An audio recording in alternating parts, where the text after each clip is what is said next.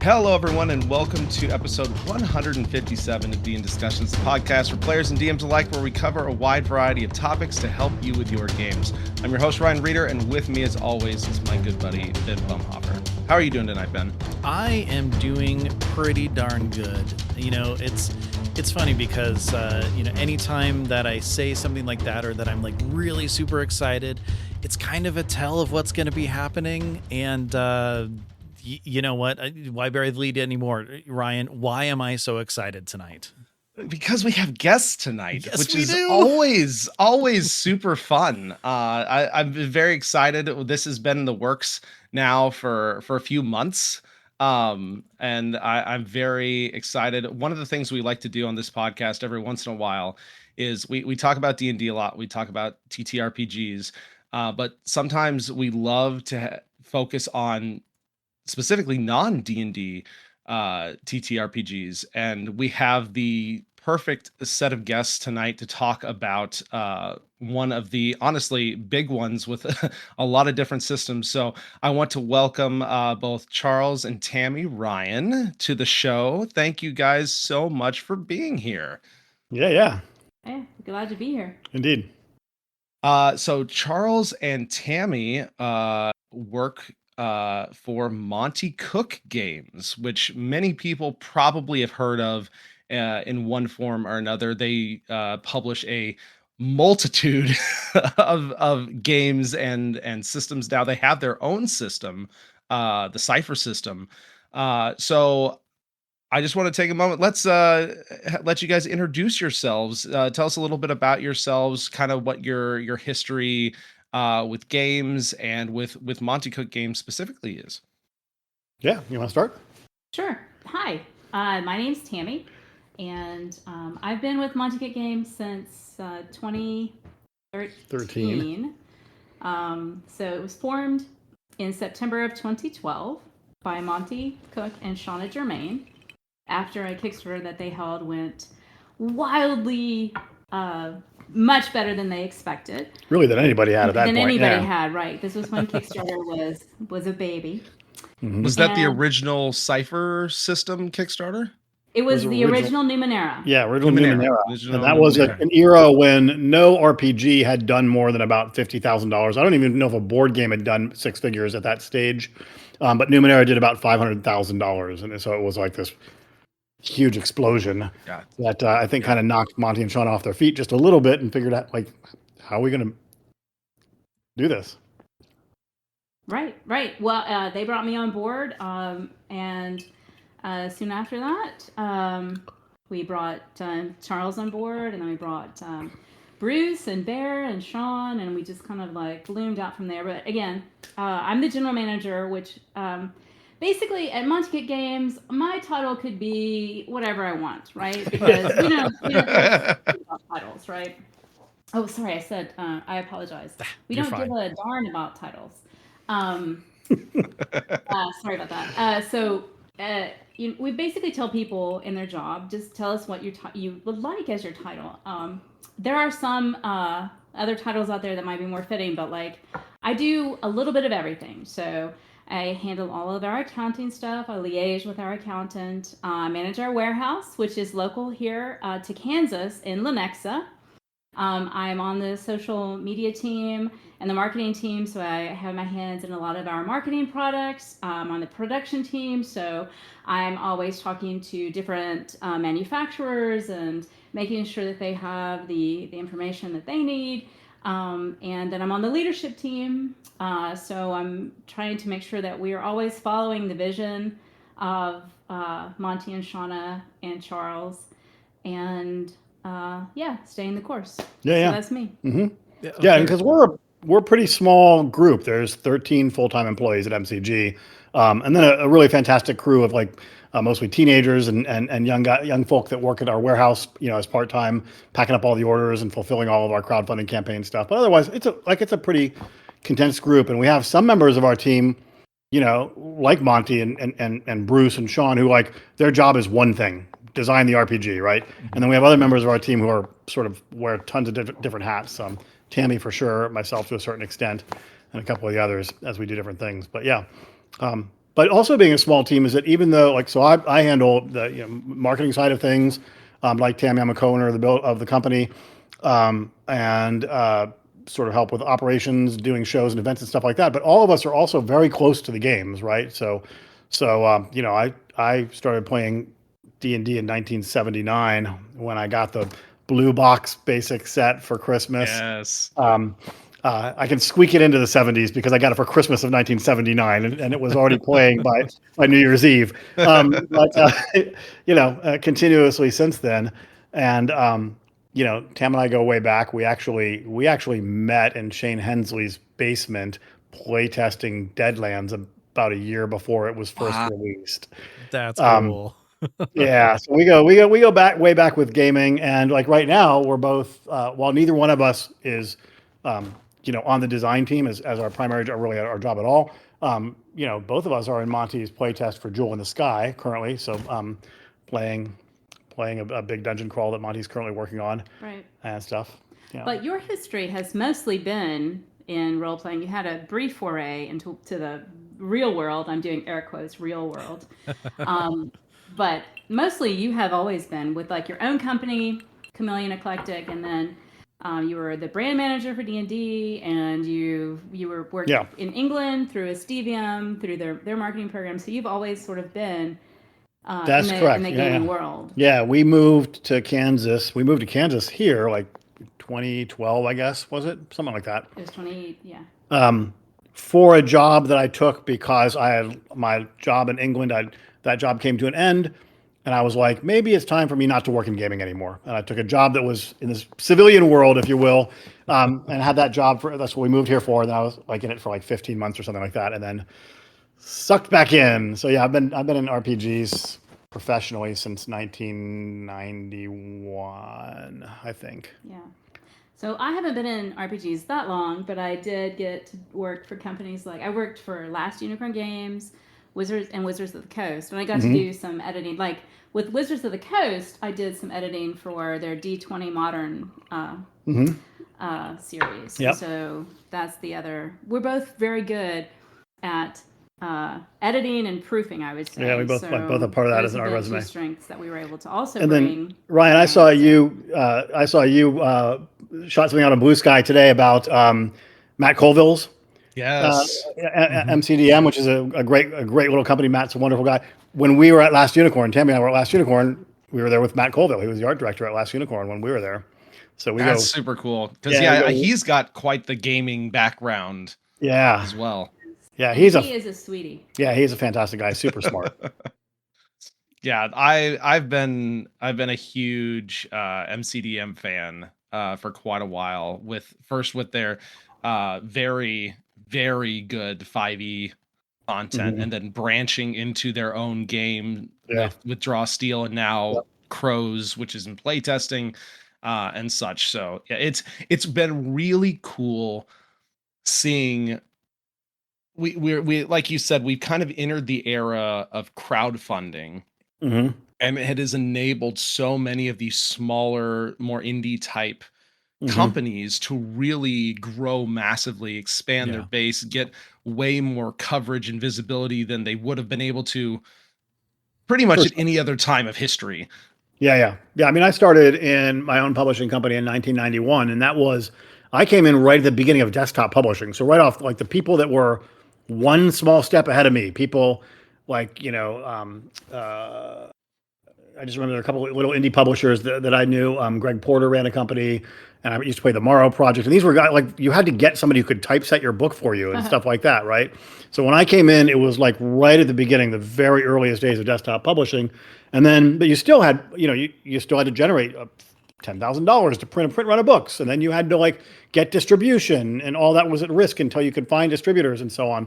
So there are a lot of these barriers to entry that are so much lower now, that if somebody if there's a talented and dedicated person with a really great vision, none of the artificial barriers stand between them and being able to connect them with an audience that will like what they make. Which we see really with like the success of Renegade's Dungeon Crawler Carl, right? So like you trace that back to a guy writing books and putting it up on his Patreon, and Mhm. then it explodes, right? So that's I Yeah. love it. I mean, that's a huge property. I Yeah. mean, like there's a TV series in the make and everything. So that is absolutely Yeah. wonderful. But it all goes back to his Patreon, Right. So right? because Matt Dinniman Matt just Dinniman basically had, sort of like doing that as an built indie up. author. Yeah. Yeah. That's yeah, it's really crazy. The it's now the second highest TTRPG crowdfund period. Right Right. behind Cosmere, which obviously Mhm. Brandon Sanderson. I mean, Right. it's Brandon Right. Sanderson is gonna Brandon Sanderson. But yeah, it's really start, pretty right? incredible.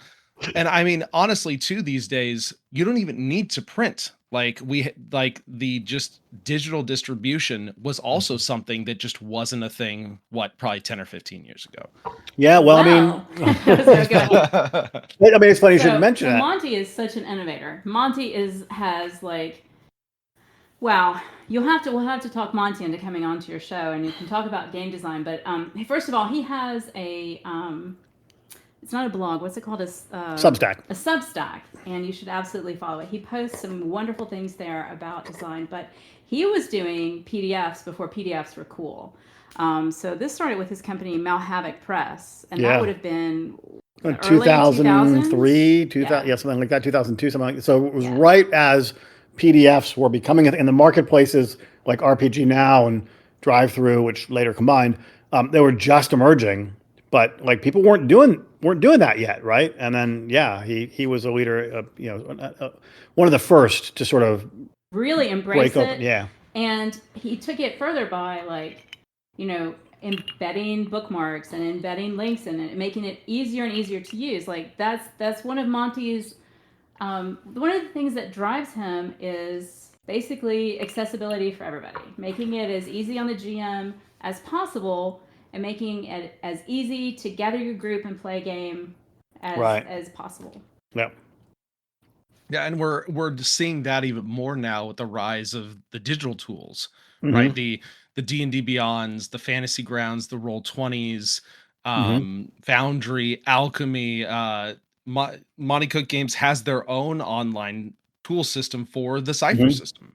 Yeah, we have a character builder, which and of course there's a new edition of Cypher coming, so there's a new character builder coming for that, but also things like the Darkest House, the Darkest Woods, which were like the Darkest House wasn't even originally going to be a book. It was originally crowdfunded as a purely digital tool. It was way back in COVID time, where you've got this really big in book form. It's about a 280-page hardcover, but it was originally built as an app and not even as a PDF, but as an app because Monty was like, if you're going to have a tool and you're going to run your games online, why not have it so that it's super easy to like just put any piece of art in front of the players? Yeah. Sound files, you could cut and paste text with a clip, with a single click, and then paste it into a DM.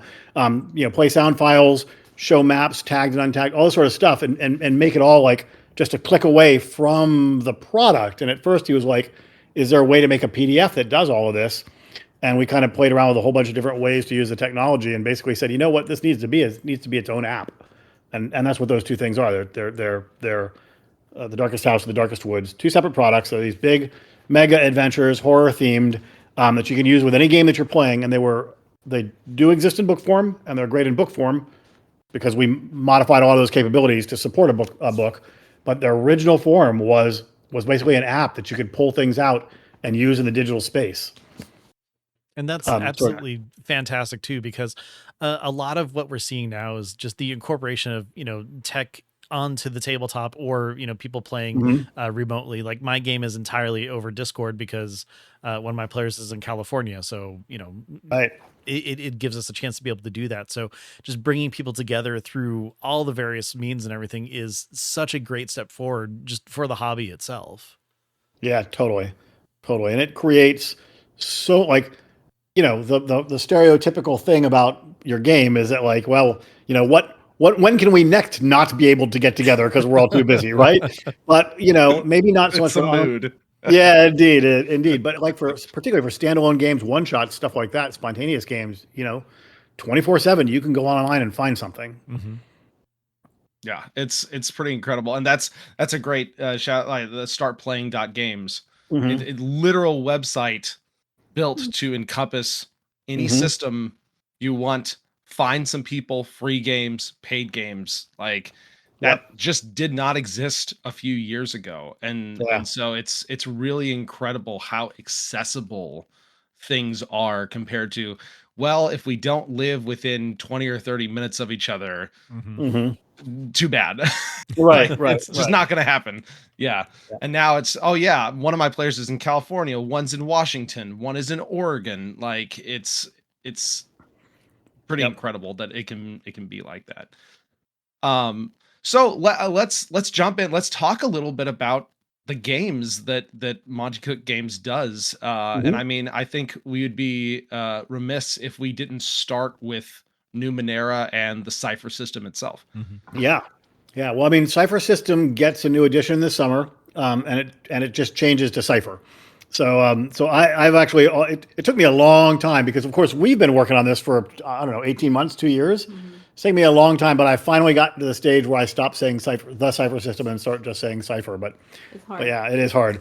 But yeah, so Cypher is the game engine. So Numenera, we already said, was like launched through a crowdfunding campaign in 2012 that was blew away all previous records, and it's a really really cool game. It's been through it went through a sort of a upgrade, not really a new edition, but sort of like a 0.5 edition, if you will, or an edition where it got expanded and built upon. And dozens and dozens of products. It's supplements and whatnot, adventures and everything else. It's a really great game, but its core game engine, we then spun out another game called The Strange. The Strange was a reality hopping game, so it was a standalone game, but it just used the same game mechanics.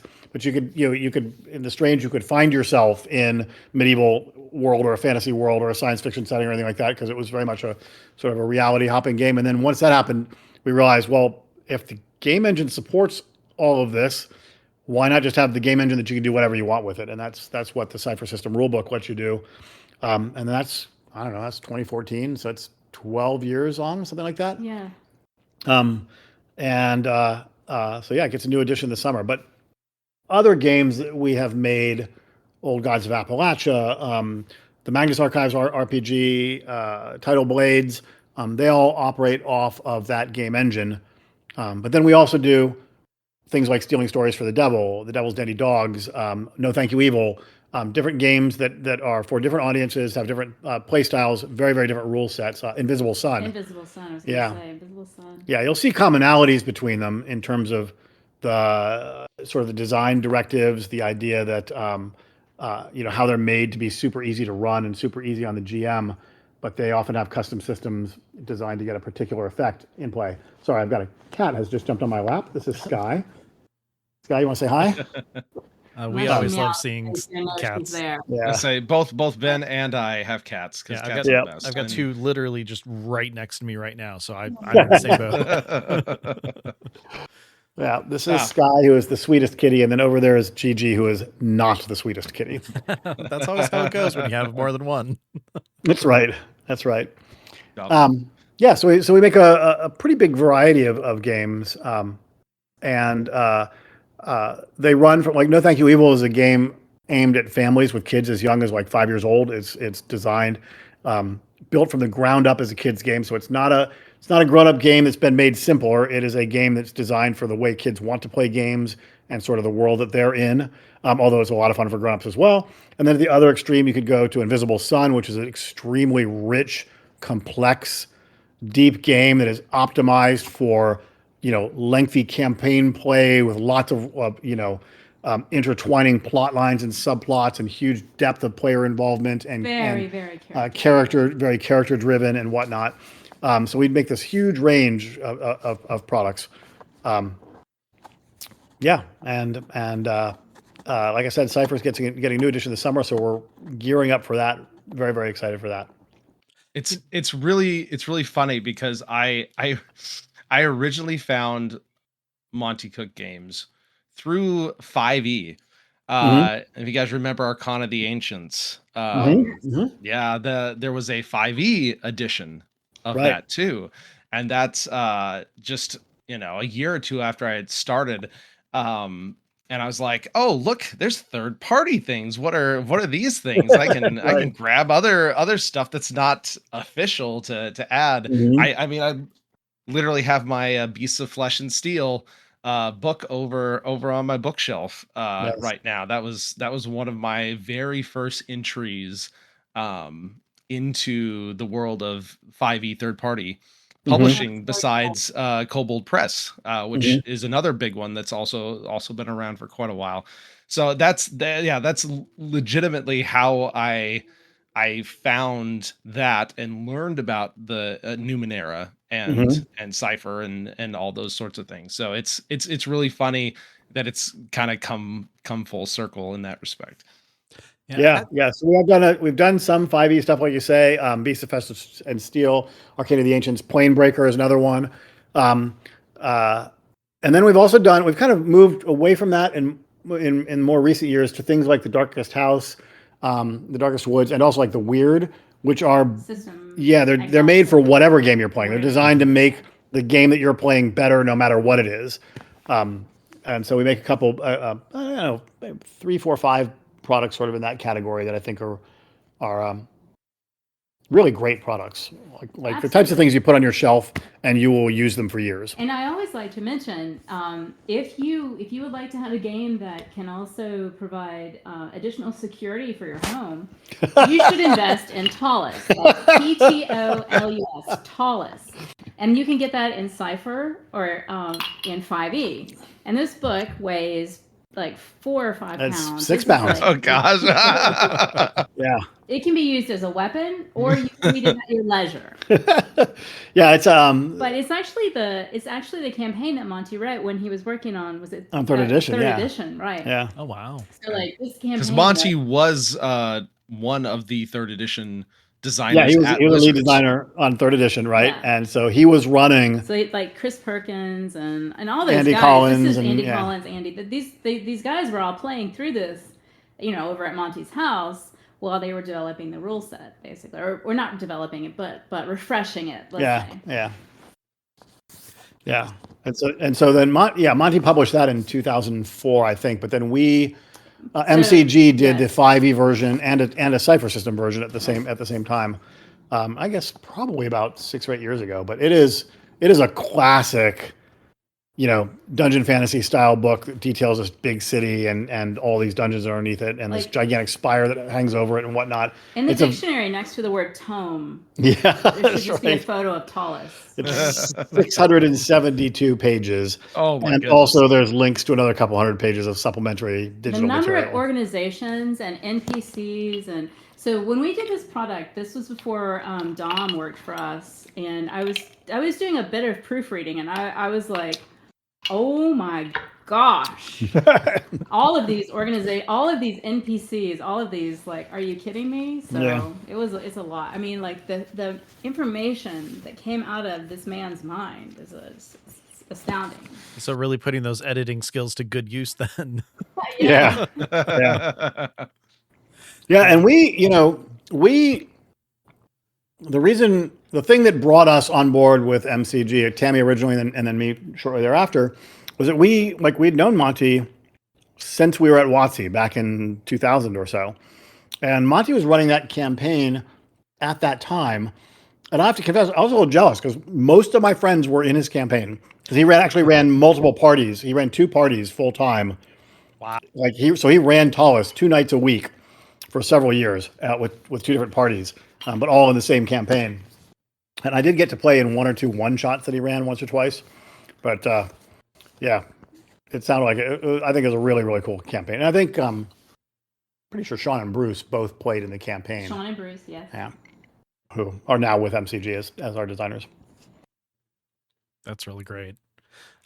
So I know that you have, a multitude of different like types of settings and everything, but like different play styles, like especially, like I was really curious about, no, thank you, evil, for just different, audiences and building games for them and stuff. Like what's the inspiration that really kind of drives you to create something that, might have like a basically a blank spot in the market for it? And, how abouts do you come about, developing something that is for an audience that isn't really, filled? Mm-hmm. That's a really interesting question, and ironically, the answer is almost the opposite of what you were just saying, which is like, I think many a company, and I was on brand I was the brand manager for D&D for a few years back in the 3.5 era, right?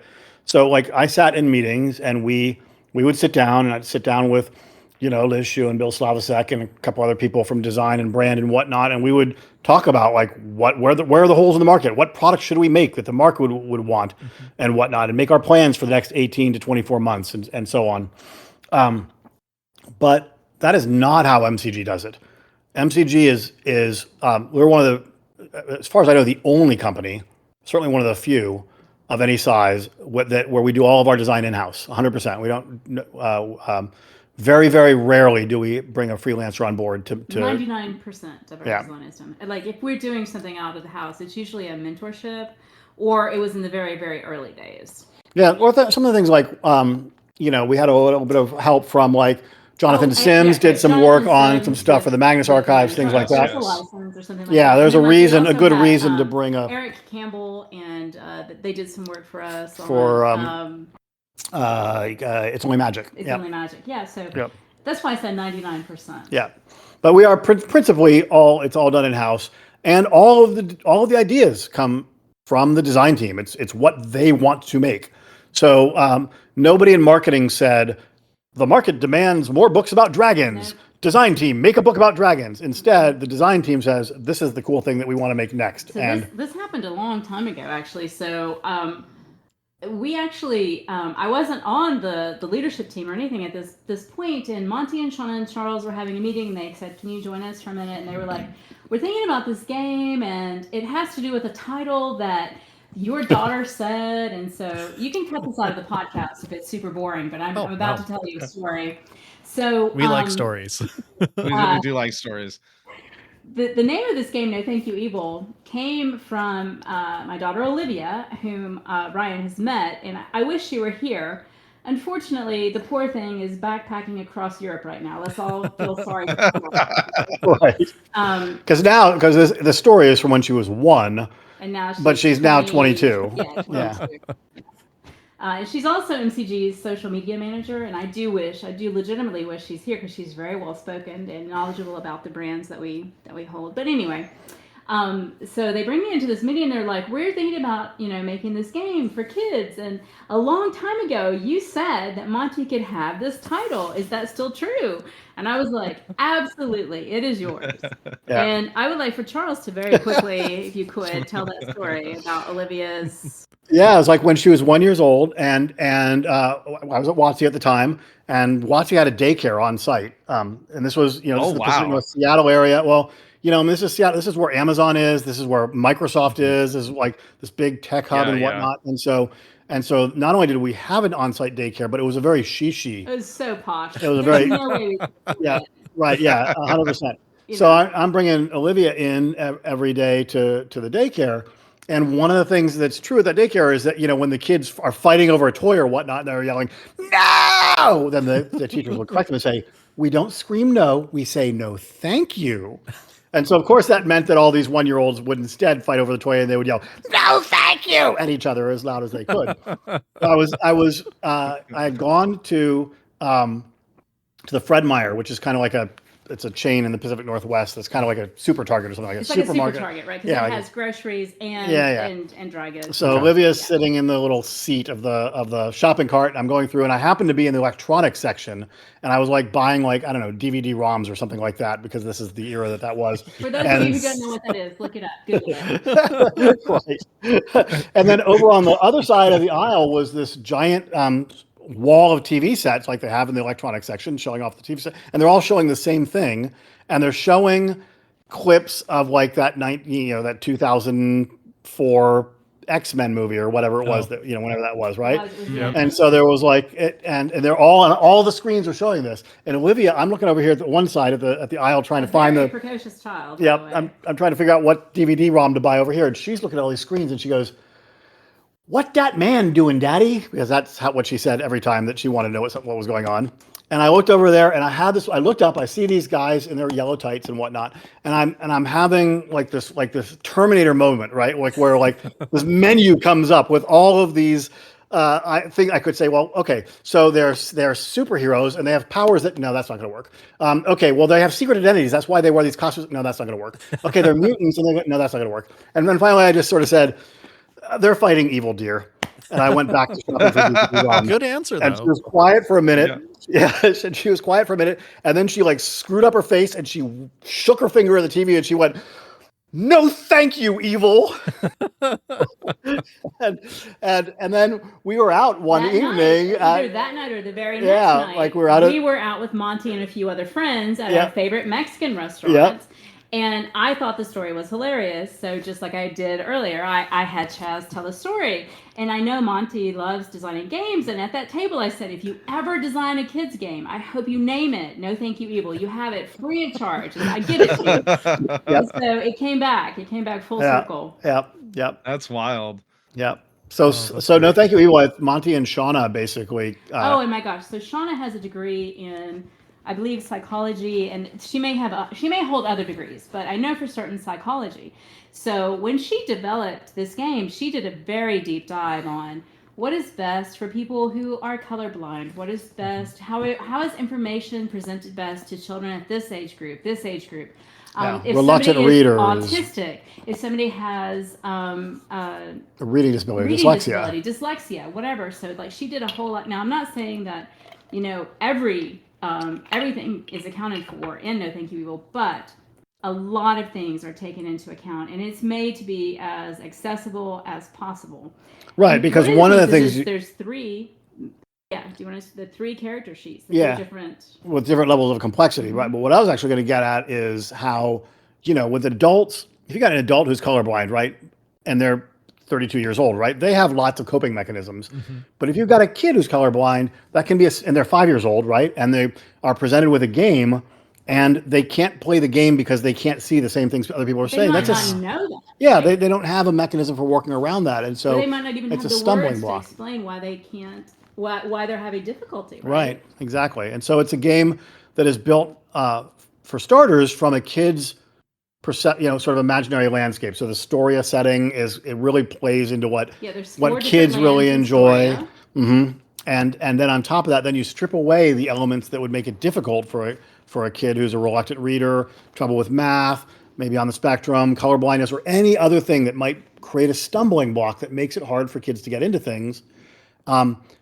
And then you just fill it full of things that appeal to them, and it ends up being this great game and characters at different levels, just mm-hmm. like in the real world, where you could have like a tier 1 and a tier 3 character in Cypher, or in D&D, or you can have different characters playing together, but it's not always super fun. But Shauna worked really hard to make it so that somebody could have a very basic character in No Thank You Evil, all the way up to a complex character for like an older sibling, or a kid who's played it a few times and is used to it. Yeah, and I think it was very, very well done. Yeah, and that's perennially a huge seller for us, right? That's a game that's been in print. How many times have we reprinted it? I don't know. It's about to go to reprint again too. Yeah. Very cool. God, we own it. That was my kid's first RPG. Awesome. Did you have fun with it? Yes. That sometimes we have a 1 day a week, so it's Thursdays for us, which are no screen days. So mm-hmm. kids, it's like our refresh, mm-hmm. like break type thing. So we have my kids are growing up in a very game oriented family for some reason.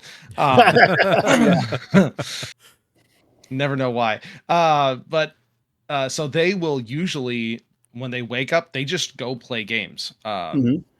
On Thursdays. And No Thank You Evil is one of the ones they will just do it for each other. The oldest two, our 10-year-old and our 8-year-old, will sometimes just run that for each other. And then we always have family game nights on mm-hmm. Thursday nights when my wife gets home from work. So it's definitely it's very fun. But I can attest to for any listeners who have young kids, very accessible, very, very accessible. I mean, honestly, like accessibility is just a big deal in general these days for books, because we've been talking through that a whole lot. Uh, just the accessibility tool, the digital tools themselves are accessibility tools. I was talking. I know I've shared with Ben before. I have a player in one of my D&D games. She just could not play without D&D Beyond. Like Right. it's just the way her brain works. It having all the information just there, the math basically, mostly done for her, the list of spells, like being able to keep track, all that stuff makes it accessible. And so I'm sure from a design perspective, especially these days, designing for accessibility and being able to broaden your audience that way is a big deal. Absolutely. Yeah, and I think one of the things that Monty we as a company, and Monty leads in this, is super sensitive to is how freaking hard it is to be a GM, right? And so removing as many obstacles as you can out of the GM's path. So I mean, you see that in the mechanics of Cypher, which push mechanical aspects out to the GM, out to the players. The GM doesn't do mechanical stuff for the most part in Cypher, but to the design of our books. And I think historically that actually harkens back to Tallis, which we were just talking about, because a 672 page book, when he first made it way back when, it was like, how can you make this a book that isn't just possible to use, but maybe we can make it easy to use. And so a lot of the stuff you see in all of our books, where there's sort of an outside column on the page, and every term that gets referenced either gets an explanation in that column or a link to the page number, which of course in a PDF or digital format is a click-through link. But even on the paper format, it'll say, you need to look up ciphers, that's on page 72, right? And all heavily cross-referenced and color-coded, and lots of these other tools that are just designed in the way the physical book is put together. Like I said, has its roots in that experience of building Tallis and trying to make it not just a usable book, but an easily usable book despite its scale. And then we've pulled those lessons forward into everything that we do now, all tied into that general philosophy of make the GM has the hardest job at the table by a wide margin. How can you make that job easier for the GM so that they can focus on the joy of GMing? And the best part of GMing is when you bring a story to life, when you make amazing things happen, when the players get their minds blown, when the story takes a really cool twist, when the GM describes something truly awesome, and clear the decks, get rid of all the chaff that can weigh a GM down while they're trying to manage a game, and let them focus on just that. Right.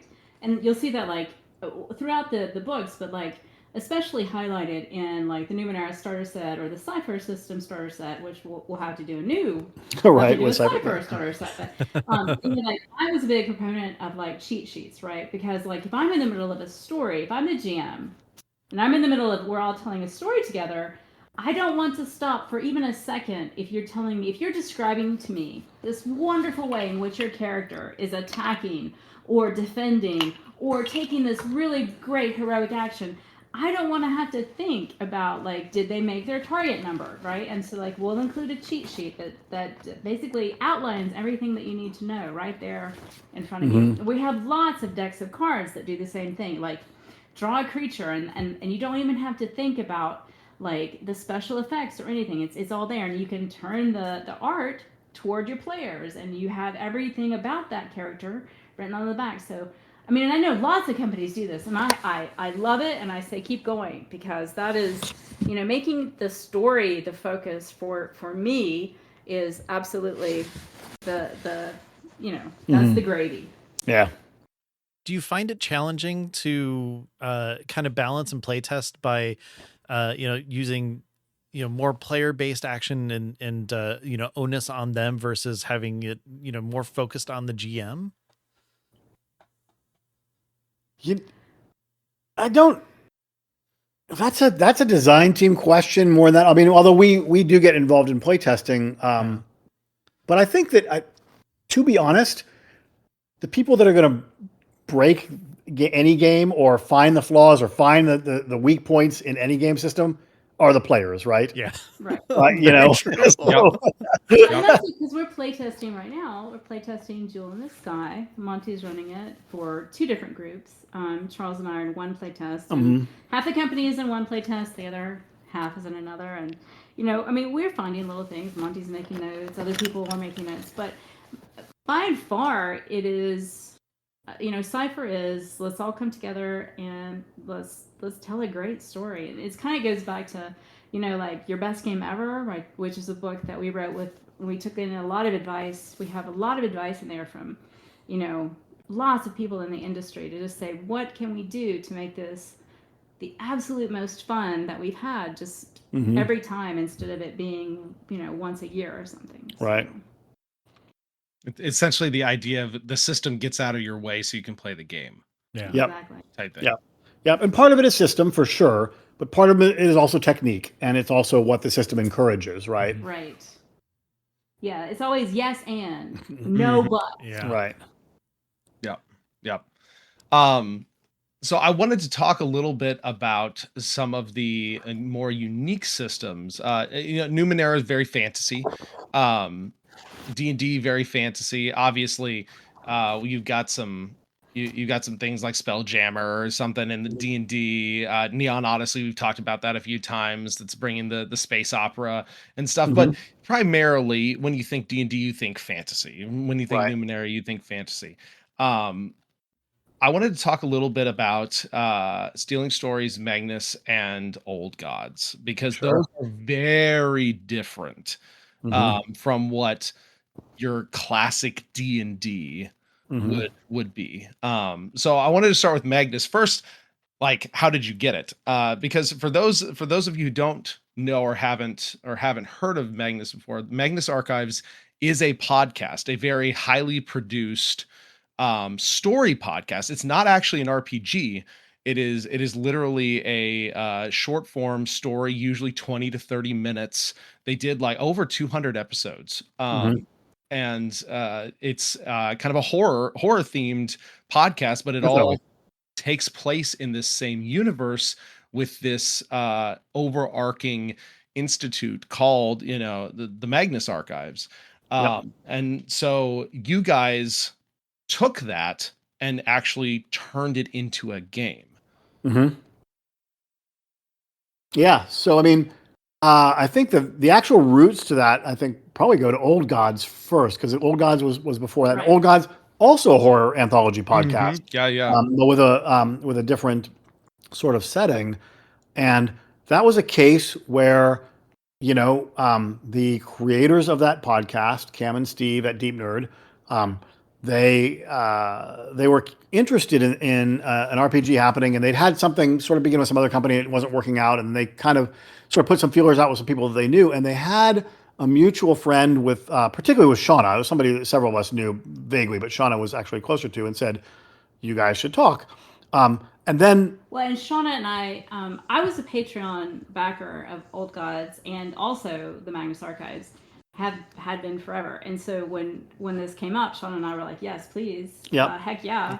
And then it turns out that Tammie is literally from 10 miles away from Cam and Steve, right? Probably not even that far. Yeah, I'm sure we're related, right? Yeah, Like we're from the same mountains in Virginia. Yep. So there was a lot of synergy there, and so I started developing a relationship with Deep Nerd, so that would be Cam Collins and Steve Shaw. And through them, at the time, they were carried by Rusty Quill. And Rusty Quill, I did some advertising. I bought some advertising through them, and those guys were great. Alex was wonderful to deal with. They're just absolutely great people. And so when Rusty Quill started thinking about, hey, maybe we could have a role-playing game. Right, because to be clear, so Rusty Quill is the publisher of the Magnus Archives podcast, but also the distributor, it so happens, of several others, including Old Gods, and that was where that connection occurred. Yes, it does get a little bit cloudy. Sorry if I misspoke or anything like that. So, Old Gods of Appalachia, distributed by Rusty Quill at the time. I don't think they're distributed that way any longer, but at the time, that's how I developed that relationship. And then they were like, "How about a role-playing game for the Magnus Archives?" And Monty was already a big fan of the Magnus Archives Mm-hmm. podcast, so we were like, heck yeah.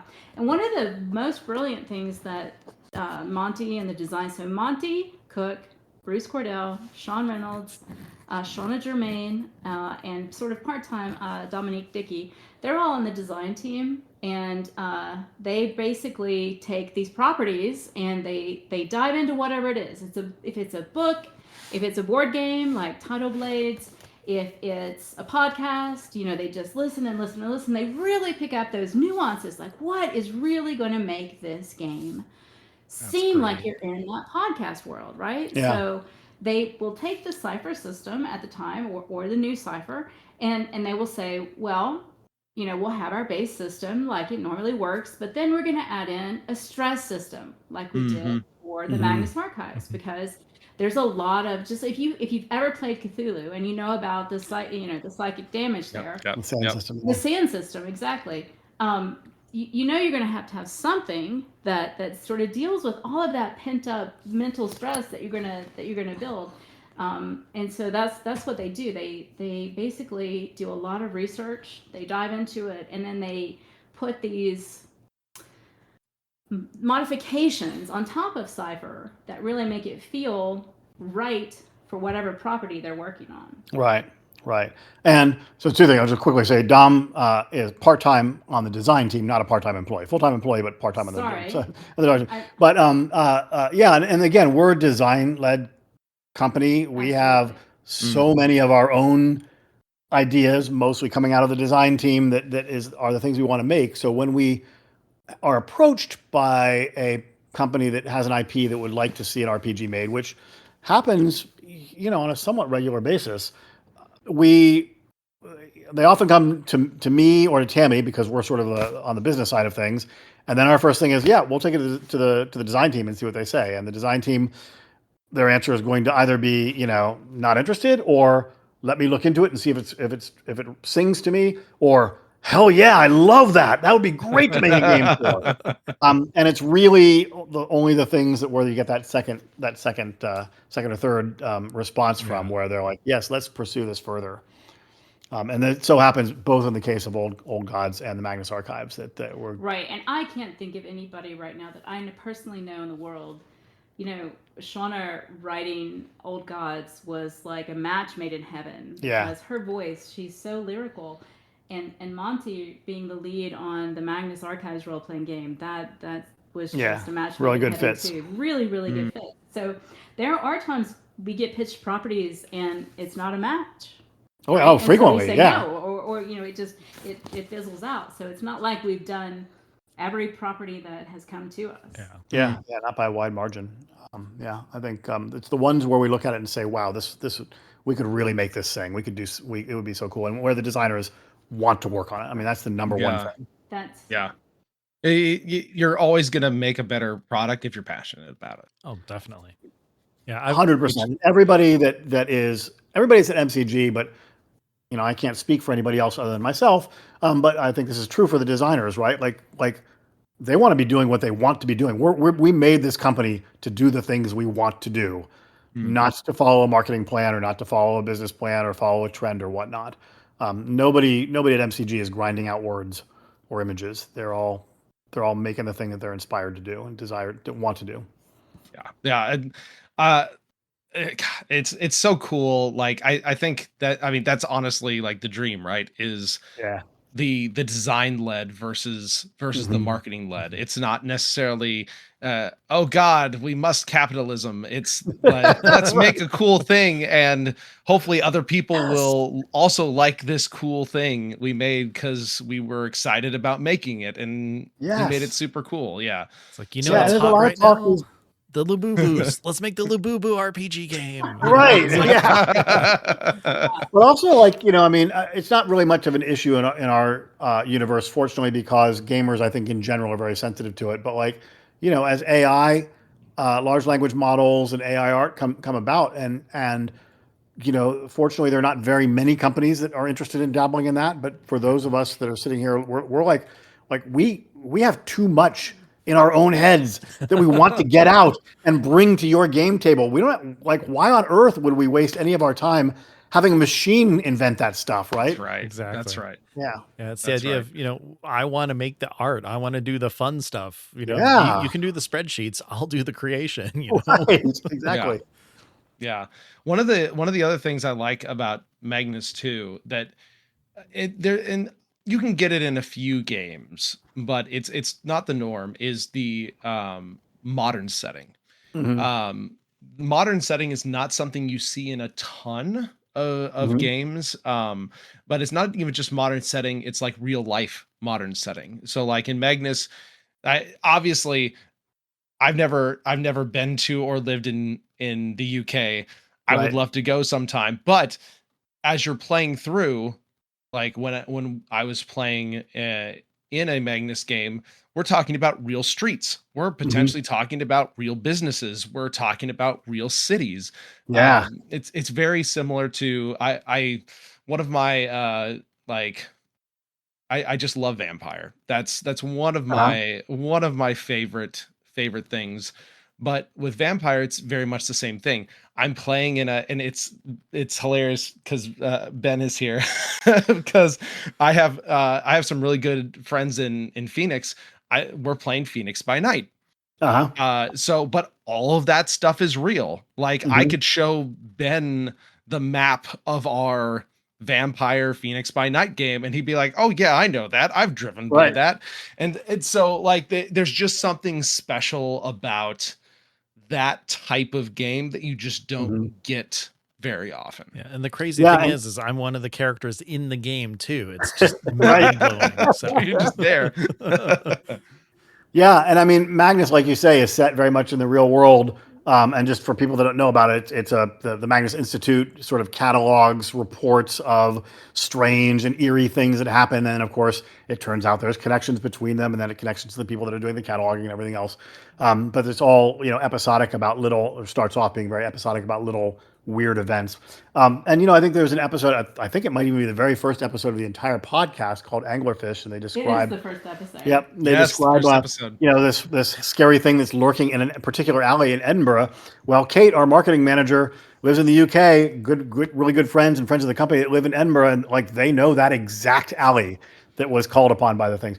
But very much like your Vampire the Masquerade game, there's nothing about Magnus that has to be set with the Magnus Mhm. Institute in London, Right. right? You can set it here and you can have a branch. 100%. You create your own branch of the Magnus Institute in your city, and then use your own location. There was a stream that was set where they didn't even use the Magnus Institute, but the same sort of idea that it was an organization gathering these weird stories. They set it as they set it in the 90s in, I think, Miami, if I'm not mistaken, and it was a tabloid journalist company, like Weekly World Mm. News, with Bat Boy and Yeah, stuff like yeah. that. All the player characters were actually reporters for a tabloid journalist, tabloid newspaper, one of the supermarket newspapers, and set it right in their hometown and take advantage of all those things about your real life setting. oh, that's But pretty one great. of the Incredibly things cool. I love to do as a GM is like do a really deep dive into the history of everything. So Mhm. like, I would absolutely be, I'm gonna know the governor of the state at the time and all of that kind of stuff. Stuff that may never come up at the table, but I love history, and so I love doing all that research. And so one of the fun things about Magnus is you can go and search. I mean, England isn't Eddie Susie Izzard says it's where the history comes from, right? Right. So it's just an amazing place to do that research because they have records and records and records of records, right? Right. So it's a lot of fun. It's like I was on the design team for D20 Modern way back in the day, early 20s, early 2000s, at WotC, and I ran a campaign that started as a play test while we were doing the development, and then ran for several years afterwards. James Wyatt, who was on the RPG R&D team for a long time, and I think he's now on the Magic R&D team. He was one of my players, and it was post-apocalyptic. And at one point, they were traveling across the far west of the United States, and I came to a place, and there were some flags. And James was like, "Ooh, ooh, ooh! I can use my knowledge civics skill." Like he'd been sitting on. It was on his character sheet for like 4 years. He'd had points invested in this, and he made this roll to identify the state flag of Arizona. It so happens. I know it well. Yep. Is that the same game where Eric Kagel's character Yes. was named? Yeah. Kent Auburn. That's only a redneck. joke if you're from Washington. But that, yeah. That's interesting history. Yeah. Yeah, Watsy is located in Renton, Washington. The next town was Kent, where we lived. The next town was Auburn, which is where our kids were born in the Auburn Hospital. And his character name was Kent Auburn, redneck trucker. Yeah, it's very cool because there's just something different about that type of game when you can then, like you said, go look at the history, look at the stuff. I have a good buddy that I play Cthulhu with, and he loves to do that sort of thing because his stuff is usually set sometime in the 1900s. Uh-huh. He always makes a newspaper clipping of the day the little one shot starts, and he'll go pull real events and then pepper in the cool. Cthulhu bits inside. He'll look up the weather for that day if the weather was available and just stuff like that. But that's Tammie running so Old Gods. cool. Yeah, it's so cool. It adds just that extra layer of just like neat Like a versatility, immersion. Yeah. It's huge. So good job. Keep doing that stuff. Players love that. That's that's another thing that we really, really like at MCG. So we make a lot of like for Magnus Archives and for Invisible Sun, we make a lot of prop sets that are filled. Love a good prop set. Yeah, and like for Old Gods, there's a script set. There's like a literal set of like script coins from mining companies, and there's a railway guide because back in the 1930s, which is where a lot of Old Gods is set. People traveled by train. That's how you got around if you did long distance travel for the most part. Cars were less common and also really difficult to use over extended trips, right? Yeah. And so and it has like fake ads in it from that era, and as well as being a player handout that you can use. It can be literally like, okay, we need to get from Raleigh to Roanoke, right? How do we get there? But it's also immersive. Like it really, like you look at it and you'll feel like you're in that place and time. Yeah, that's the one thing that I'm bummed about playing online is that I can't just like have a physical thing to just hand to my players or like a puzzle or something like that. Just be like, have at it. Just go for it. Yeah. So and there's a new version of Invisible Sun coming. It's not really a new edition, but it's like a repackaging and because it's a very expensive game with enormously zillions of components, but we've simplified it, made it a little cheaper. That comes out later this year, and we're also rolling out a big VTT rollout of Invisible Sun as well. But that is a game that just like it'll be great on the virtual game table, but boy, is that a game that it just begs to be played in person and pull out all of these really cool components and have them there at your game table. But so our Bear Whiter is our art director, and Javier Beltran is does layout. Well, I was going to say, I'm not sure. I can't remember his title, but yeah, basically graphic designer, artist, graphic designer. Yeah. And they are doing an amazing job at, I'm going to say the word translating Invisible Sun into sort of this more digital property, right? With all of it, because Invisible Sun has amazing props and all kinds of stuff that come along with that. So they're doing a great job of that. Yeah. That's super exciting. And I, since we're talking about games, I feel like I'd be remiss if we didn't talk about probably one of your most unique games, Stealing Stories for the Devil. Yeah. This is, I didn't back it originally. I saw it when it was on Kickstarter, and it seemed like super unique. That was probably back when I was like, I'm all D&D, I'm getting excited. I got started with Critical Role, and then because I didn't get to do role-playing games when I was younger or something, so this was like my renaissance, and I'm just like, oh, I'm all in on doing all the D&D stuff, making my own world, running a game, and then I'm just starting to see the fringes of, there's other stuff that's not D&D out there. But that one really, even in the early days, caught my eye because it was an incredibly unique premise. Yeah. And I actually ended up picking up a copy of it at Legends weekend, our little RPG convention here in Kansas City that we do once a year, because I want to run it. But I wanted to kind of pick your brains, have you guys talk about it a little bit, because Yeah. it is a very unique, not only setting but game type as well. Right, right. So Stealing Stories is a game where you, the player characters, are master thieves from the future who have to come back to our time, the current day, and conduct heists to steal items that are at the center of breakdowns in reality. So you're trying to save the future by coming back to to what is to you the past, to this day and age, and conducting a heist to get to steal some little apparently meaningless thing, but it's really important because that thing is at the center of some disruption to reality. And fortunately, in addition to being master thieves and from the future, you also have the ability to sort of bend reality in different ways. So that's sort of like your supernatural power.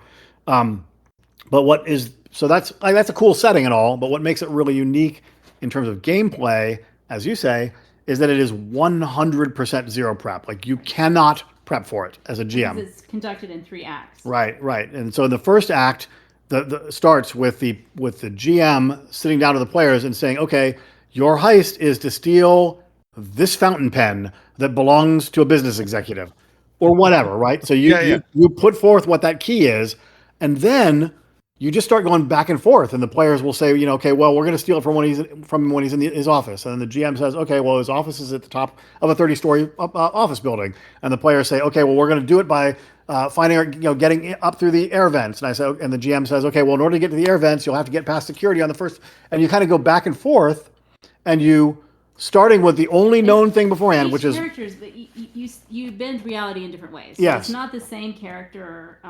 So type. yeah. So there's different ways you can do it. Different ways. And you make that plan through the first act, where you actually build what the plot line of the story is going to be, and also what the heist plan is, and it's built collaboratively between the GM and the players at the same time. So there was no adventure that you came in, and then the box has 70 or something maps in it. For if your heist is on a yacht, here's a map. Here's 2 different maps of yachts. If it's on an airplane, if it's on an airport, if it's in a hospital, if it's an office building, if it's a mansion, whatever thing that you've come up with, there's a map in there that you can use, and there's a whole bunch of reference information that the GM can refer to. So you take a quick little break for about 10 minutes, and the GM thinks about, first of all, they prep out all those things. Okay, I need this map, and I'm going to need this information, and blah blah. And they sort of sketch together what they're going to need, their resource wise. Maybe come up with the names of some of the characters that are going to appear in that and whatnot. But then the GM also thinks about, what is the twist? What is the big turning point of this adventure where it turns out that things are not at all the unforeseen thing that makes the story really exciting. So maybe this businessman, it turns out, is also involved in diamond smuggling. So at the same time that the player characters are trying to get in there and steal the fountain pen, there's a Russian hit squad that's in there trying to get to his vault or whatever. But that's going to happen down the road in the story. And so then after that 10-minute break, you start into the second act, and the action begins, and the players are pulling off their plot, they're making their rolls, and they're sneaking past people and breaking their way into computer systems and hacking and stealing, getting into air vents and whatever it is they're going to do for their heist. And then they get to this, the action builds up to this key moment, and then suddenly they turn the corner, and there's that Russian hit squad. Or that's the point where it turns out that the target isn't what they expected it to be, or whatever that big twist is. And then you have the big climactic scene. And what you're getting at there, Ryan, I think is how you don't come into this with an adventure. Exactly. You build that adventure on site with the players at the beginning of the games, the first 20 minutes of the game session. And it doesn't just create this zero prep system, which I think is really, really cool. It's also a way of making heists work in RPGs. Mm-hmm. Because, if a GM tries to build a heist adventure from scratch, from the ground up, it is so hard for the players to have that understanding of to visualize the scene the same way and pick up the clues and whatnot. Heists are really hard to pull off in an RPG setting. But in this case, because you've built the adventure and the plan at the same time, it works a lot better. It's definitely a game for GMs that are very spontaneous and think well on their If feet. you're good at improv, you'll Yep. be good at this. And if Yep. you want to get better at improv, this is a great way to Yeah, start. indeed. Now, I personally, as a GM, I'm the guy who like I'm thinking about that twist in that's going to happen in my campaign 6 months from now, and I'm thinking about like all these big story plot. Like I am like such a planner for my campaign or whatnot.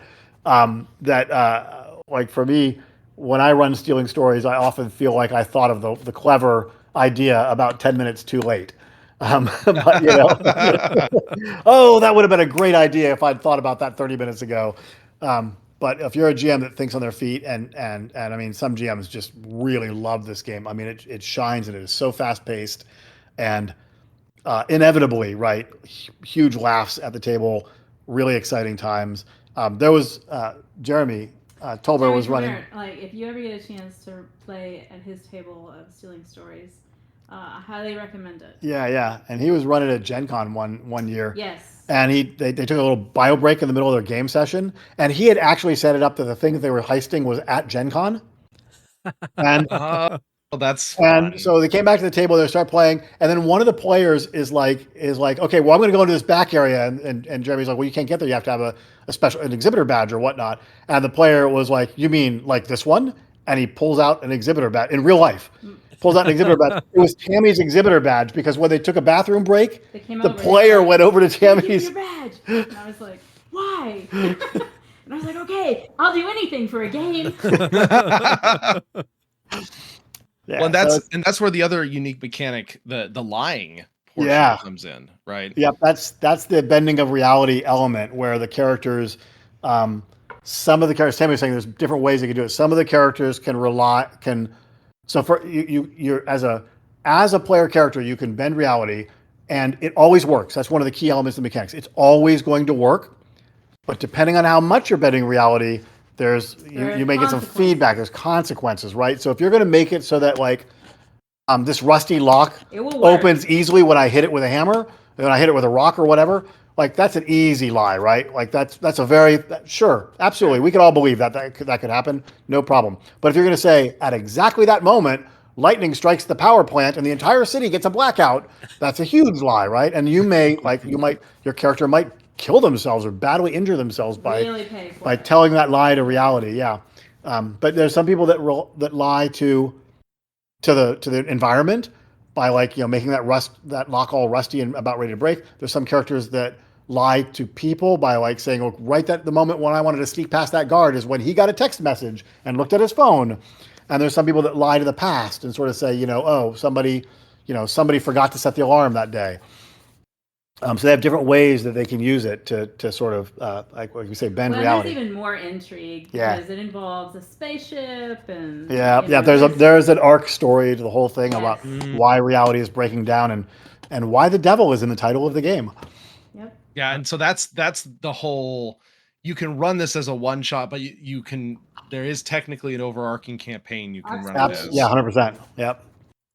And it's kind of built like Monte actually called them seasons, right?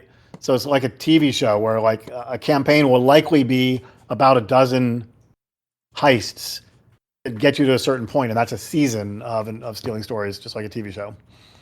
Well, you've sold me. We got to run this. Totally sold me on this. I'm actually on your site right now looking at it. So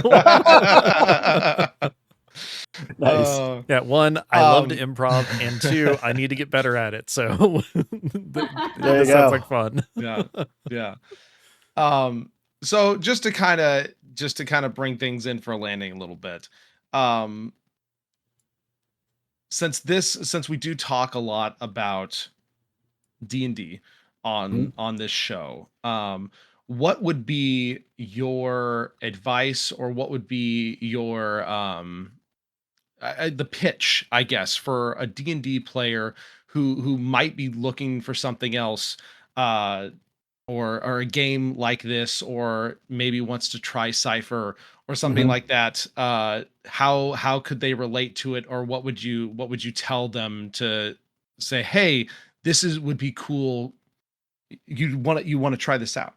Right. Well, I mean, we've talked about No Thank You Evil. We've talked about Invisible Sun. We've talked about Stealing Stories. We make a lot of games, but if I were to tell a somebody who's only playing D&D, you should play one of our games. I'd probably point them towards Cypher, and the which is the engine behind it's the Cypher system in general, and all the products we make for it to run any game you want to. But also, it's the engine that drives Old Gods and the Magnus Archives and some of our other games. But I would the pitch I would make to that player, or particularly that GM, is that this is a game that is optimized for the story outcomes that you want. It is built to tell a really cool story with your players and have that story unfold with tools in the mechanics that that help you get to the story beats that you want to get rather than the tactical outcomes, right? So instead of rolling the dice and finding out whether you hit this monster or whatnot, it's going to be more like how does your character grow? How do these cool events and twists and turns happen? How do you make the encounter more exciting without ever fudging the dice? And really play anything you want, whether that's fantasy or science fiction or zombie apocalypse or superhero or post-apocalyptic or whatever it is that you love. Yeah, Western, Weird West, fairy tales, just all kinds of things. We are all mad here. That is an amazing book. Yep. Yep. So any of those things, and then secondly, I'll say what I said before. Like we really, really, really focus on making it so that the GM can really put all of their energy into making a really, really cool game. I've like I said, I've been gaming since 1979. I ran a really, really fun campaign that I loved under basically 3.5 rules, heavily modified my own personal 3.5 rules that I ran for campaign for like 4 years, medieval fantasy. It was great. Loved that campaign. Will never forget it. But as a GM, Friday afternoon, I was spending, 2 or 3 hours an evening, a night doing stat blocks, right? And then when I was done with my stat blocks, I could spend some time thinking about how the adventure was going to be cool. In Cypher, you spend all your time thinking about how the adventure is going to be cool. You don't spend any of your time doing the stat blocks. You're not doing math at the game table. Everything is all focused on how do you get to that really, really cool experience that you want to give everybody at the table. Right, because we haven't even mentioned so it's called Cypher because there are ciphers in the game that you find that are basically these one-use items that the player gets that allows them to do something really cool one time. And then there are artifacts that you can find from time to time that allow you to do something bigger cool and may last a little bit longer. And then the GM, as Charles has said, never rolls dice, but does get involved with the plot through GM intrusions. So if we're all sitting around playing this game, and I don't want it to sound like, I don't want a D&D player to think, well, that sounds boring for my part. It's not boring at all, because you're looking for those little moments when you want to spice it up, and you're going to give that player 2 XP, and you're going to tell that player your character's sword hilt breaks, right? When they're going in for that kill, and then it is really exciting. It can really drive the story. Yeah, if you think about all the moments that you've made happen in a mechanics-heavy game by clattering the dice behind your GM screen and then choosing a number that's different than what the dice show, Cypher is made that you never do that. Like you actually, if you need to get to that point for your game to be fun and your story to be cool and the next really cool twist to occur, that process is built into the mechanics. Right, and you're giving the player XP by way of taking control of that situation temporarily, right? Yeah. It's done in a way that's fun and mechanically balanced, and everybody enjoys it. There are ways. I'm sorry, I don't want to make this a demonstration of the game, but then there are ways you have to refuse that, and there's actually also something called player intrusions. Yeah. So everybody has tools. Everybody has tools that when they see something in the game where they're like, man, my player would know that, or know this person, or I could get out of this situation, or the GM is like, I can't let the players meet the big bad at this time. I need to route this a different way. I mean, it's just Monte really is, like I said at the beginning of this talk, read his Substack. Yeah, he really knows game design. So it's just so much more collaborative than GM kind of tells a story, players interact, working together to tell the same story, but it almost sounds like they have an equal hand in crafting the entire thing.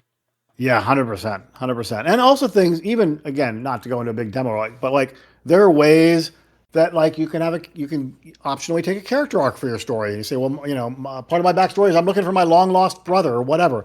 Then XP is baked into that. Your character advancement is baked into pursuing that. And so the players bring Mm. their own narrative elements and their own motivations, not just because that's the one player that was motivated to write a big thing in their notebook about their character's history, but because it impacts the game. They'll advance their character by pursuing that.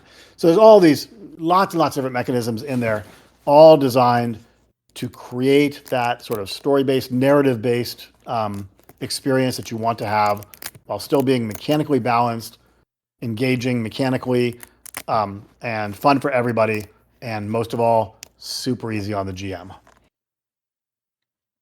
Very Because nice. heaven knows we need we need a break sometimes. I'm a most I won't say quite a perpetual GM, but close to it. I'm like the most likely to be GM. Voted every year in a row since 1979. So like, Yeah. I deeply appreciate a game that frees my imagination to let me really focus on the parts that are fun and cool.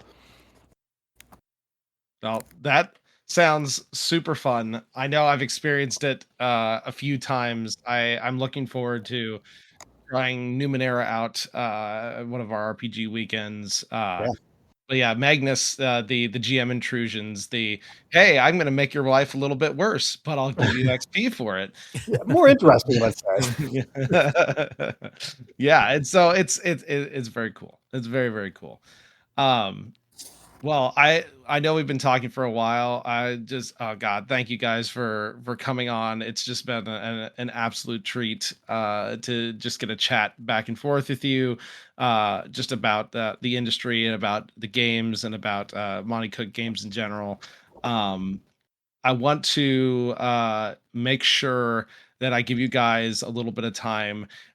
If there's anything upcoming that you want to let people know about, it'd be great. Or if people want to find you on the interwebs, Mhm. where can they find you as well? Well, Monte Cook Games, MonteCookGames.com, at Monte Cook Games in most of your social media places you would go. Instagram, Blue Instagram, Sky, Facebook, Blue Sky. We are not on Twitter / X. YouTube. Yep. Yeah. All those places. And everything we make is available through our store. If it's not, our online store, if it's not at your local, friendly local game store.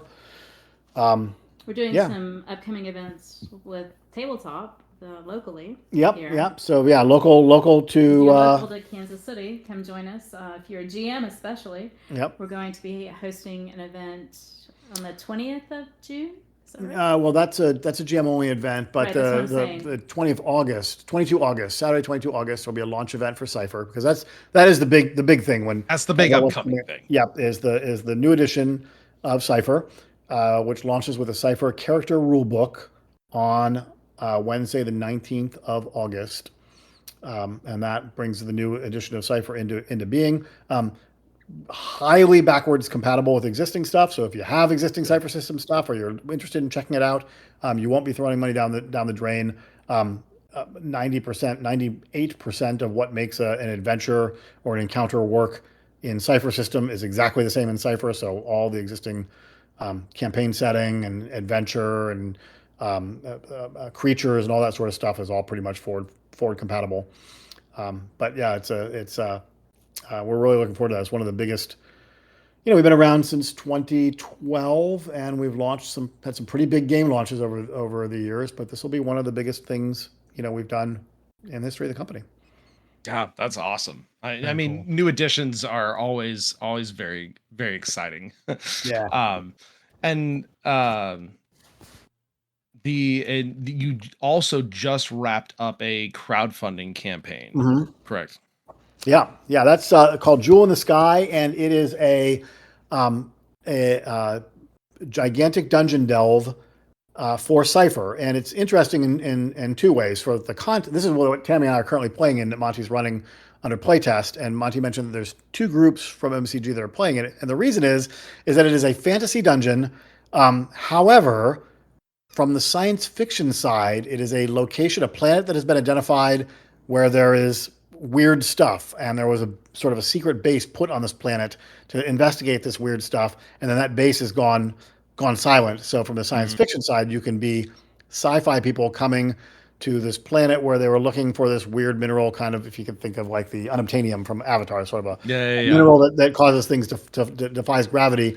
And they were investigating that, but they were trying not to disturb the native culture, which had all of these really strange rituals and behaviors. Well, it turns out that when you get there, there's supernatural stuff going on too. So you can play this dungeon delve from either side. And like I said, Monty's running it from both sides currently. That's cool. And it's really, really cool. The other thing that makes it interesting is it is the first, we've done a lot of fantasy stuff for Cypher. And we also did Tallest, which we said, gigantic book, enormous amounts of fantasy and dungeon content, but originally built for something else, built for third edition D&D and converted to Cypher. This is the first thing where Monty sat down and done a really big dungeon-oriented product for Cypher, since the founding of the company back in 2012. So it's a big, thick, like 300-ish page mega adventure that the crowdfunding campaign ended, I guess about 3 weeks ago or so ago. Yeah, just recently. Yeah. Yeah. So it will be that won't come out probably for about the better part of a year. But late pledges are open. So if you go to our website and you just click through to any page on the website in the sidebar, you can see links to late pledges. Late pledges for that are open, and it's a really, really cool product. And there is a crowdfunding exclusive version of it as a boxed set that you won't be able to get in the future. You can still get it in late pledges though. Yeah, but I will. Yes, but you can't get it as a product if you don't. I just don't want people to. Yeah. It's also, as long as I'm extolling its virtues, another thing that's very, very cool about it is the way it's designed. Where, again, kind of taking a page from The Darkest House, The Darkest Woods, where it puts everything in front of the GM, makes it really easy to GM. Every sort of region of an area that might have a dozen or half a dozen encounters in it is 1 2-page spread of an illustrated isometric style map with all of the information for the encounters there on the map. So the GM has got that page of their book open. They're not flipping through. They're not reading through walls of text. They've got everything they need to run their encounters right there in that general area. So a few hours worth of play on that spread, then they flip pages to another spread and it takes them to a different section. But very, very immersive in its quality. Oh, there's your cat. Yeah, very beautiful and immersive, and again, super easy on the GM. Yeah, that's super awesome. And I know so many people who just love a good dungeon crawl. Yeah, and that is a play style that a lot of people just really like. We've been jumping playing into a big dungeon. I mean, sometimes you just got to get a big sword and hit stuff. We've been playing it for the past couple months, and my character's Brink. He's a ranger who changes shape, so I sometimes take the shape of a bear or an owl or whatever that I need to do, and I'm having a lot of fun with it. It's the most fun I've had in the dungeon in I don't know, 20 years, 30 years maybe. It's a really, really fun dungeon. Very, very cool. We will have links to all those things on the show notes at dndiscussions.com. So if if that went by too fast for you, you can definitely check that out there. We'll have a full list. But again, Charles, Tammie, thank you so much for being here. Thank you so much for just chatting with us. Always a pleasure. Was lots to learn. Really, really good. 'Cause there's just not the people. Sometimes people just don't know there's just whole ecosystems out there beyond. Mm-hmm. I always say, I mean, and I think most people would probably agree. Big D&D is probably one of the best things that has happened to the industry because so many people have gotten in, and that has allowed so many of these other things to flourish as people then go, okay, this was really cool. What else is out there? Right. Type thing. Yeah. Yeah, absolutely. Yeah. Well, as I think you mentioned, your listeners might not be aware, but we're local to you, Ryan. And we touched base at Local Legends a few weeks back, and hopefully we all hang out at Cardboard Corner. Hopefully we'll see you again in person sometime soon. Yeah. And speaking of that, so usually right before we wrap up, we always talk a little bit about what we've been doing in our games, what we've been playing. Ben, I know you haven't you got the crazy busy May. You're hoping to start your campaign back. He's had a multi-year, I think. Your level 17? Level 17 now. Yeah, just Yeah, just an started at epic. 3. So Nice. Yeah. it's been going for a while. I'm trying to get them to 20 before this thing ends, and we start something new. So uh Yeah. yeah, Yeah. there's a lot going on, and I'll tell you, the high level play is kind of rough sometimes, and I was very generous with magic items, and so Now you're it's paying the price. yeah, Yeah. exactly. Now it's like, oh well, now you have to have things that can kill you in like 1 or 2 hits, if they can even hit you. So yeah, Right. let's see what we can do here. But yeah, hopefully we're getting Yeah. back in soon. Yeah. And then I have a long running campaign where adding some people to players shifting around, very urban political intrigue campaign I've been running for a few years now, almost level 10, big fun backdrop to that, that I'm excited to get back into. But I wanted to see if you guys, what was your local legends experience? Because Tammy, I know you got to play in a Magnus I game did. Shout out to that I didn't get Scrim. to hear about yet. Yeah, it was fantastic. Scrim is an excellent GM. He I is. really enjoyed it. Mostly because I've run the Magnus Adventure. I had never played in it, so it was a lot of fun. And you've been Yeah, and running then a fair amount of old gods recently as well. I have been running a lot. I've run a lot of old gods too, so yeah, Yeah. it's fun to get to be the player. But Scrim who is local here in KC, was an excellent GM, and he's the type of GM who he dressed the part. He had a lot of props. He knew the rules. He knew the system. He knew the podcast. He knew the lore. As did several of the players. So it was highly immersive. Yeah. Nice. Very cool. And then obviously you have your big dungeon run going right now too, Right. which is super cool. Super cool. All right. Well, with that, Ben, why don't we close this out and you can tell everybody where we can be reached? Yeah, of course.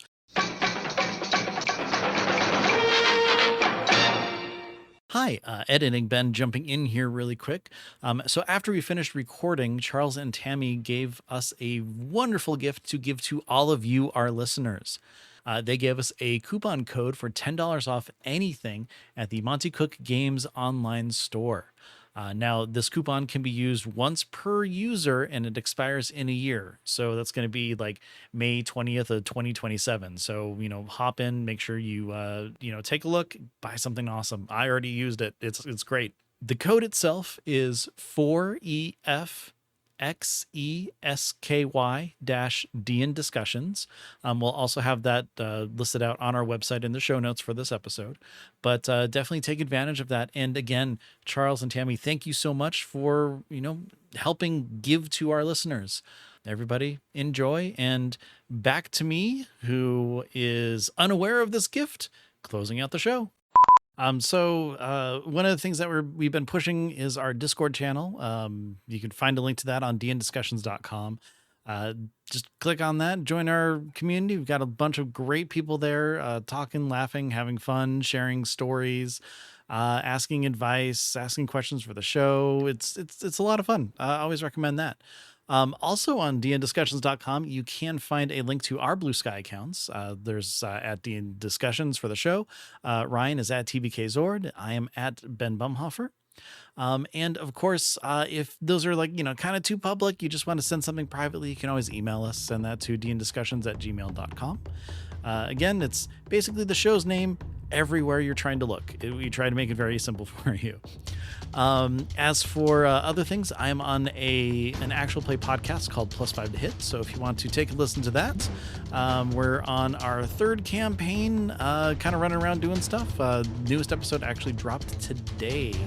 I'm not in this episode because I wasn't able to make it, but I was able to record something with our GM that will be played at the beginning of the next episode to kind of find out what happened with my character since he piloted him for just a tiny bit. But anyways, new episodes out as of time of this recording, of course. So check out +5 to Hit. But that being said, you know what? I gotta say, Charles, Tammie, it has been an absolute pleasure meeting you. Thank you so much for joining us. Great being here. it's always fun to geek out about, fun games and just talk about stuff, learn new things, and be sold on a new game and product that I am definitely going to be buying this weekend. So I'm looking forward to playing. Awesome. Thank you so much for having us. Yeah, and Ryan, of course, it's always a wonderful time talking to you. So, thank you for constantly putting up with me and recording with me. So thank you. Love it. So with that, everybody, thank you for all of the support that you give us. And until next time, roll high and be good to each other. Take care, and we'll see you soon.